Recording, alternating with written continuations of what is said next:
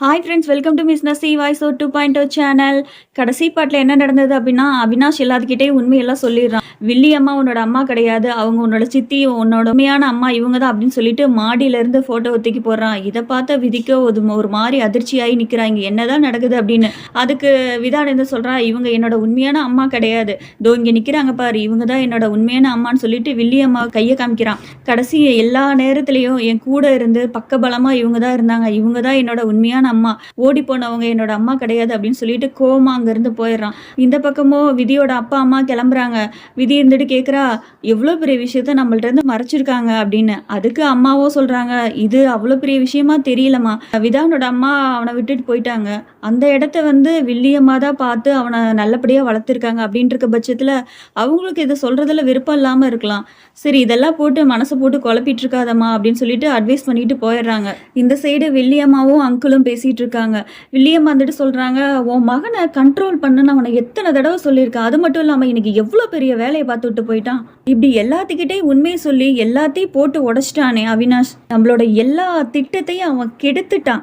அது மட்டும் இல்லாமல் விதிக்கு விதானை பற்றி எல்லா உண்மையும் தெரியும், இதுவும் தெரிஞ்சிச்சு அப்படின்னா என் மேலே சந்தேகம் வர்றதுக்கும் வாய்ப்பு இருக்கு. இந்த சைடு விதியோ எதையோ நினைச்சிட்டு மாடியில் ஏறி வரா. விதானுக்கு அவங்க அம்மா இல்லைன்னு சொல்றாங்க. அப்படி இருக்கும்போது வில்லியம்மா நமக்கும் என்ன உறவு இருக்கு? இந்த பக்கம் யோசிச்சுட்டே வராங்க. மாடியில் இவங்க 2 பேர் பேசிகிட்டே இருக்காங்க. அவினாஷ் எவ்வளோ பெரிய தப்பு பண்ணியிருக்கான், அவன் ஒரு சாதாரண கிராமத்து பொண்ணு அப்படின்னு அங்கிள் சொல்கிறாரு, இவனால் என்ன பண்ண முடியும்? அதுக்கு வில்லியம்மாவோ, சரி நடந்ததெல்லாம் நடந்துருச்சு, இதுக்கப்புறம் நம்ம என்ன பண்ணணுன்றது தான் பார்க்கணும் அப்படின்னு. அதுக்கு அங்கிள் ஒன்று சொல்கிறாரு, விதான் விதியை கண்டிப்பாக கொல்லணும், கொன்னா மட்டும்தான் அவனை மென்டல் ஹாஸ்பிட்டலில் நம்ம சேர்க்க முடியும், அப்போ தான் அவனோட சொத்து எல்லாமே நம்ம கைக்கு வரும் அப்படின்னு இவங்க பயப்பிள்ளைங்க பிளானை போட்டுட்ருக்கு.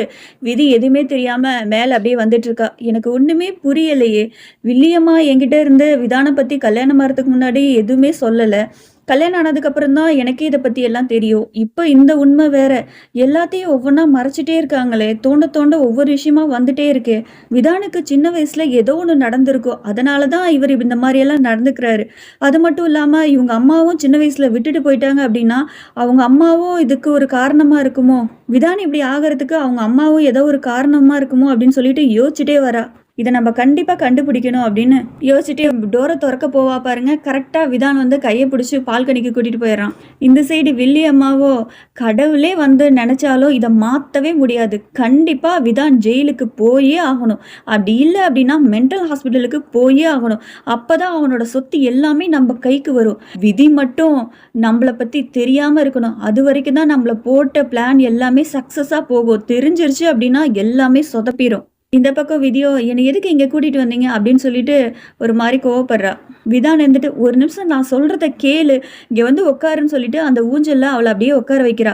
அதுக்கு அவள் கேட்குறா, நீங்கள் என்கிட்ட எதுவுமே சொல்லலையே அப்படின்னு கேட்க, நான் எதை பற்றி சொல்லணும், வில்லியம்மா தான் என்னோட அம்மா, என்னை ஆரம்பத்திலேருந்து வளர்க்குறது எல்லாமே அவங்க தான், அப்படி இருக்கும்போது இதை பற்றி பேசுறதுக்கு எனக்கு எந்த விருப்பமுமே இல்லை அப்படின்னு விதான் சொல்ல, விதி இப்போ நமக்கு கல்யாணம் ஆயிடுச்சு, இப்போ நம்ம புருஷன் பொண்டாட்டி அப்படின்னு இருக்கும்போது நம்பிக்கை ரொம்ப முக்கியம் இல்லையா, நம்பிக்கை இருந்தால் தான் நம்மளோட உறவு ரொம்ப பலமாக இருக்கும், அதை விட்டுட்டு நீங்கள் எதுவுமே சொல்லாமல் இருக்கீங்களே, தினம் தினம் இந்த வீட்டில் ஒவ்வொரு ரகசியமாக தெரிய வருது, எனக்கு என்ன பண்ணுறதுனே தெரியல, நிறைய எனக்குள்ள ஒரு கேள்வி வரும், இதுக்கான பதில் யார் சொல்லுவா அப்படின்னு சொல்லிட்டு விதி பேசிகிட்டே இருக்கா. விதான் என்ன ஒரு ரகசியமா, அதுவும் நம்ம வீட்டுக்குள்ளேயா, என்ன சொல்கிற நீ, வில்லியம்மா சொன்னது தான் அவளுக்கு ஆபத்துக்கு வருது, இதெல்லாம் சொன்னோம் அப்படின்னா எங்கள் உயிருக்கு ஏதோ ஆபத்து வந்துருமோன்னு சொல்லிட்டு வில்லியம்மா ஏற்கனவே விதியை பிடிச்சி மிரட்டி வச்சிருக்காங்கல்ல, விதி அதெல்லாம் ஆபத்துக்கு வருது அவளுக்கு. ஒரு நிமிஷம் அப்படியே பேச்சு அப்படியே மாற்றிடுறா. இல்லை, நைட்டு கல்யாணம் ஃபர்ஸ்ட் நைட் அன்னைக்கு நீங்கள் நடந்துக்கிட்டது ஒரு மாதிரி நடந்துக்கிட்டீங்க, என்னை கொலை பண்ணுற அளவுக்கு நீங்கள் வந்துட்டீங்க, ஒரு மாதிரி சைக்கோ மாதிரி நடந்துக்கிட்டீங்க அப்படின்னு சொல்லிட்டு இந்த சைடு திரும்புவா பாருங்க.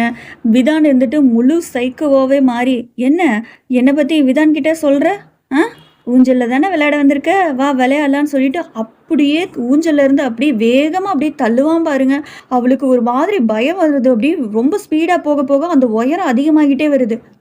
என்னை பற்றி அவங்கிட்ட சொல்லி அவனுக்குள்ள என் மேலே வெறுப்பு வர்றதுக்கா, வெறுப்பு வந்துருச்சு அப்படின்னா நீ அவங்க கூட சந்தோஷமா இருக்கலாம், அப்படி தானே, சொல்லு விதி சொல்லு அப்படின்னு ஒரு மாதிரி சைக்கோ மாதிரி பொம்பளை மாதிரியே மாறி அவளை பிடிச்சி அப்படியே வேகமாக தள்ளி விடுறான். அவளுக்கு பயம், என்னங்க நிறுத்துங்க நிறுத்துங்கன்னு சொல்லிட்டு இந்த பக்கம் ஒரு மாதிரி கத்துறா.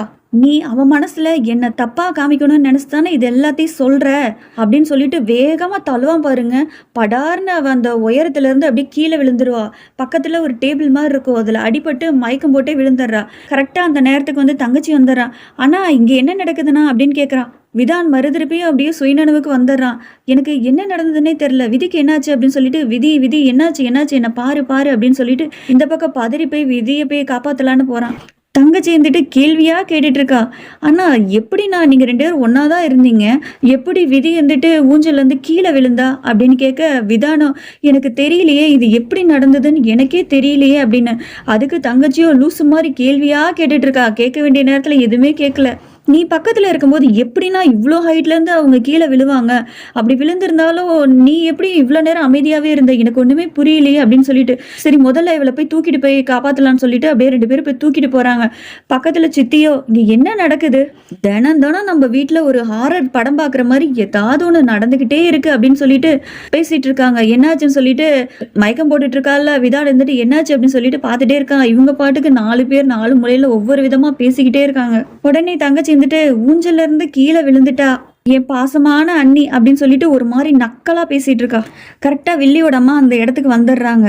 நான் நினைச்சதெல்லாம் அப்படியே ஒவ்வொன்னா நடக்குதே. கரெக்டா விதான் செஞ்சு முடிச்சிட்டான் போல. விதான் இந்த மாதிரி நீ செஞ்சுக்கிட்டே இருந்தேன்னு வச்சுக்கவேன், கரெக்டா என்னோட திட்டம் எல்லாம் சரியா போயிட்டு இருக்கு. இவ்வளோ நாள் நான் யோசிச்சுட்டு இருந்த ஒவ்வொரு விஷயத்தையும் நீ அப்படியே கொஞ்சம் கொஞ்சமா நடத்திட்டு இருக்கே. இந்த மாதிரி இன்னும் 2-3 வெரைட்டி கீழே அப்படியே தள்ளி விட்ட அப்படின்னு வச்சுக்கவேன், நான் நினைச்ச வேலையெல்லாம் கரெக்டா செஞ்சு முடிச்சிருவேன் அப்படின்னு யோசிச்சுட்டே வில்லத்தனமா அங்க நின்று சிரிச்சுக்கிட்டே இருக்காங்க. அப்படியே டக்குன்னு அவங்க டிராமாவை ஆரம்பிச்சிடுறாங்க. விதி விதி உனக்கு என்ன ஆச்சு சொல்ல? கடவுளே மகாதேவா, எப்படி என் மருமகளுக்கு என்ன ஆச்சு? நீ இருக்கும்போது இந்த மாதிரி ஆகலாமா அப்படின்னு சொல்லிட்டு டாக்டர் கூப்பிடுங்கன்னு சொல்லிட்டு ஒரு ஒரு மாதிரி நடிக்க ஆரம்பிச்சு அவளை கூப்பிடுறாங்க. எப்படி இவளுக்கு இந்த மாதிரி காயம் ஆச்சு அப்படின்னு சொல்லிட்டு கேட்குறாங்க விதானை பார்த்து. விதான் எப்படி ஆச்சுன்னே தெரியல அப்படின்னு சொல்லிட்டு ஒரு மாதிரி சொல்றான். உன் ஒய்ஃபை நீ பக்கத்துல இருந்து பாத்துக்க மாட்டியா? இதான் பாத்துக்கிற லட்சணமா? உன்னை கல்யாணம் பண்ணதுல இருந்து அவளுக்கு ரொம்ப கஷ்டத்தை கொடுத்துட்டே இருக்க அப்படின்னு சொல்லிட்டு விதானை எல்லாத்துக்கு முன்னாடியே தப்பா காமிக்கிறேன்ற பேர்ல விதான 1க்கு 2ஆவே ஒரு மாதிரி பேச ஆரம்பிக்கிறாங்க. இதை பார்த்த விதானுக்கும் ஒரு மாதிரி ஆயிருது. டக்குன்னு விதிக்கு அப்படியே முழிப்பு வந்துடுது. விதான் இருந்துட்டு என்னாச்சு விதி, நல்லா இருக்கியா அப்படின்னு சொல்லிட்டு பக்கத்துல போறான். விதி அப்படி தள்ளி விட்டுறா. என் பக்கத்துல வராதிங்க அப்படின்னு சொல்லிடுறா. இதை பார்த்த எல்லாத்துக்கும் ஒரு மாதிரி அதிர்ச்சி ஆகுது. இந்த சைடு சித்தியோ, ஏய் விதி உனக்கு என்ன பைத்தியம் பிடிச்சிச்சா? நீ மயக்கம் போட்டு விழுந்தப்ப விதான் தான் தூக்கிட்டு வந்தான் தெரியுமா? அப்படி இருக்கும்போது அவன் கையை நீ தட்டி விடுற, நீ என்ன பைத்தியமா அப்படின்னு சொல்லிட்டு விதி இந்த சைடு சித்தி பேசிட்டே இருக்காங்க. இந்த சைடு ஆன்ட்டியோ நல்லா விவரமா கேக்குறாங்க. விதி விதான் ஏதாவது உன்னை பண்ணானா சொல்லேன் அப்படின்னு சொல்லிட்டு. ஐயோ இவங்கள பேச விட்டோம் அப்படின்னா நம்ம கேம் எல்லாம் அப்படியே பாதியா ஆட்டையை குழப்பிடுவாங்களோ அப்படின்னு நினைச்சிட்டு இந்த சைடு வில்லியோட அம்மாவோ, போதும் முதல்ல நிறுத்துங்க, அவளுக்கு அடிபட்டிருக்கு, அதுக்கு மருந்து கொடுக்கறத விட்டுட்டு நீங்க பாட்டுக்கு என்னமோ கோர்ட்ல நிக்க வச்சு கேள்வி கேட்கிற மாதிரி கேள்வி கேட்டுட்டு இருக்கீங்க. முதல்ல நான் அவளுக்கு போய் மருந்து போட்டு வரேன்னு சொல்லிட்டு மேல கூட்டிட்டு போறாங்க. மருந்து போடுற மாதிரி போட்டு அவளுக்குள்ள விஷத்தை ஏத்துறாங்க. விதி என்னால நீ எப்படி இருக்கு அப்படின்றத என்னால புரிஞ்சுக்க முடியுது. விதான் தானே உன்னை தள்ளி விட்டான். சாரிம்மா, என்னை மன்னிச்சிரு. விதானை உனக்கு கல்யாணம் பண்ணி வச்சு நான் ரொம்ப பெரிய தப்பு பண்ணிட்டேன், என்னை மன்னிச்சிருமா அப்படின்னு இந்த பக்கம் ஒரு மாதிரி பேசுறாங்க. நான் விதானை பத்தி மட்டும்தான் யோசிச்சேன், உன்னை பத்தி நான் யோசிக்கவே இல்லை. உன்னோட வலி என்னன்னு என்னால புரிஞ்சுக்க முடியுது. இன்னைக்கு தள்ளி விட்டவ நாளைக்கு உன் உயிர் போயிருச்சு அப்படின்னா, அந்த பழி என் மேல விழுந்தது அப்படின்னா அந்த பாவத்தை நான் எங்க போய் கரைப்பேன் அப்படின்னு சொல்லிட்டு ஒரே டிராமாவா போட்டுட்டே இருக்காங்க. உன் கூட நான் இருக்கேன், சொல்லு விதி. அவனை வேணா மென்டல் ஹாஸ்பிட்டல்ல நம்ம அமுச்சு விட்டுறலாமா? அப்படி இல்லைன்னா நீ அவன் மேல கம்ப்ளைண்ட் கொடுக்குறியா? நீ படுற கஷ்டத்தை என்னால பார்க்க முடியல விதி, நீ என்ன வேணா பண்ணலாம், நான் உன் கூட இருக்கேன் அப்படின்னு சொல்றாங்க. அதை கேட்ட ஹீரோயினுக்கு ஒரு மாதிரி ஷாக்காகி நிக்கிறாங்க. இவங்க என்ன சொல்றாங்க அப்படின்ற மாதிரி கேக்குறாங்க. அடுத்து என்ன நடக்க போகுதுன்னு தெரிஞ்சுக்கிறதுக்கு காத்துட்டுருங்க. அது வரைக்கும் பாய் ஃப்ரெண்ட்ஸ்.